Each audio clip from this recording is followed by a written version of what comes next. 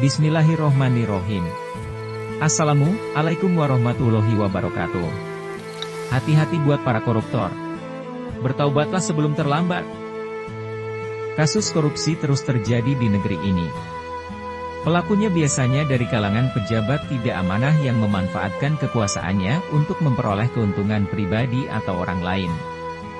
Di Indonesia sendiri, tindak pidana perbuatan yang sangat merugikan negara ini secara tegas sudah disebutkan dalam Undang-Undang Nomor 31 Tahun 1999 Junto Undang-Undang Nomor 20 Tahun 2001 tentang Pemberantasan Tindak Pidana Korupsi dalam Undang-Undang Tipikor.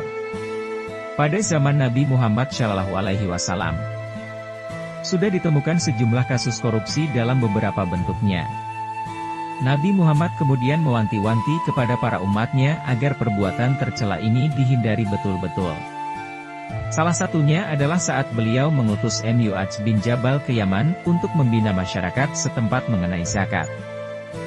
Sebelum berangkat, Rasulullah sempat berpesan kepada Mu'adz agar tidak korupsi sesampainya di sana.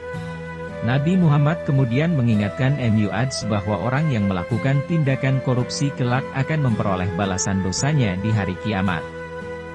Peristiwa ini direkam oleh hadits riwayat Imam At-Tirmizi berikut ini. Diriwayatkan dari Mu'adz bin Jabal, ia berkata, Rasulullah Shallallahu Alaihi Wasallam mengutus saya ke Yaman.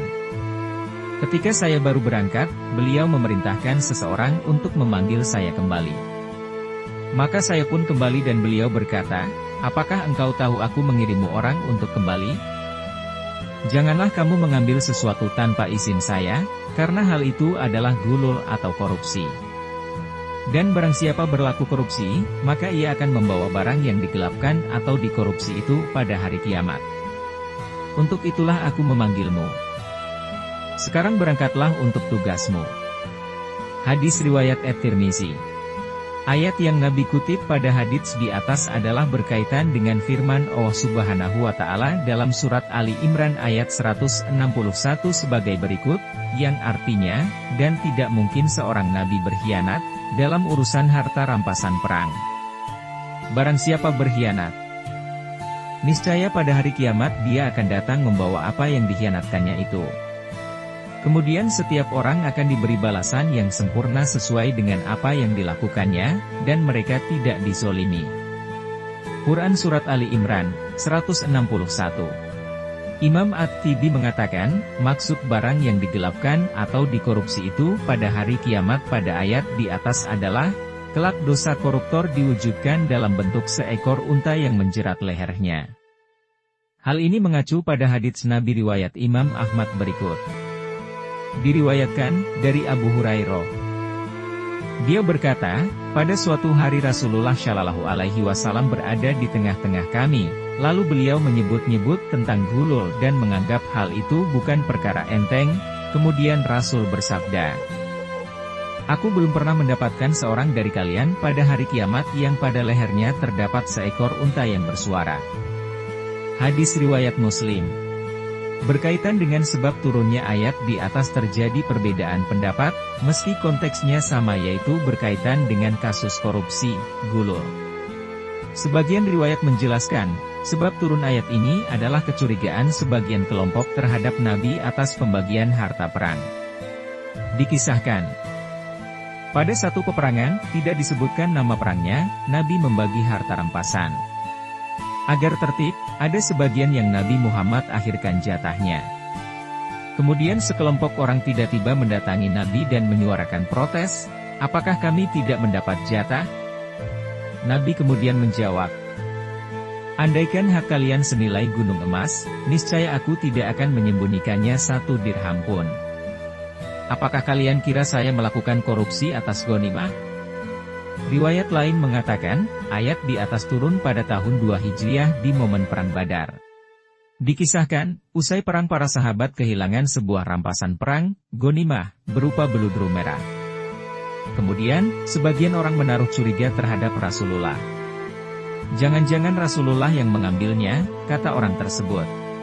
Sebagian riwayat mengatakan, ayat di atas turun pada tahun 625 Masehi bertepatan dengan momen Perang Uhud. Dikisahkan, saat itu Nabi kecewa dengan pasukan pemanah yang tidak mematuhi instruksi beliau karena tergiur harta rampasan perang sehingga mereka melalaikan tugasnya. Hal ini yang kemudian menjadi celah bagi musuh untuk melakukan serangan telat. Akibat hal itu, Nabi berkata kepada mereka, "Apakah kalian kira saya akan berbuat korupsi atas harta rampasan ini?" Hemat penulis, beragamnya riwayat tentang sebab turunnya Al-Quran Surat Ali Imran ayat 161 di atas, menunjukkan bahwa kasus korupsi sudah banyak terjadi di zaman Nabi Shallallahu Alaihi Wasallam dalam beragam bentuknya. Sebab itu, beliau mewanti-wanti sahabatnya agar mewaspadai perbuatan dosa ini. Wallahu alam. Kajian ini ditulis oleh Ustadz Muhammad Abror, penulis Keislaman NU Online, alumnus Pondok Pesantren Khas Kempek Cirebon dan Mahat Ali Saidus Syiddi di Kiah Jakarta. Yang ditulis pada website islam.nu.or.id. Pesan dan pelajaran yang bisa kita petik dari pembahasan di atas adalah: janganlah kalian menzolimi diri sendiri dengan berbuat kezoliman, berbuat korupsi, karena setiap harta atau benda yang Anda terima ketika Anda berbuat korupsi, kelak akan menjadi siksaan bagi Anda. Bertobatlah wahai koruptor, sesungguhnya dunia ini hanya sementara, jabatan Anda hanya sementara. Sedangkan siksaan atas dosa-dosa yang Anda lakukan akan selama-lamanya. Mungkin di dunia ini kalian tidak merasakan efek dari dosa tersebut, tapi pengadilan Allah Subhanahu wa Ta'ala akan nampak bagi Anda para koruptor, dan hati Anda tidak akan tenang dimanapun Anda hidup. Karena Anda selalu gelisah, Anda selalu resah, dimanapun dan kapanpun. Karena jelas, apa yang Anda makan dari hasil korupsi bukanlah hak Anda, melainkan hak banyak orang, bukan milik Anda, tapi milik banyak orang, dan bagian-bagian orang-orang yang tidak mendapatkan haknya.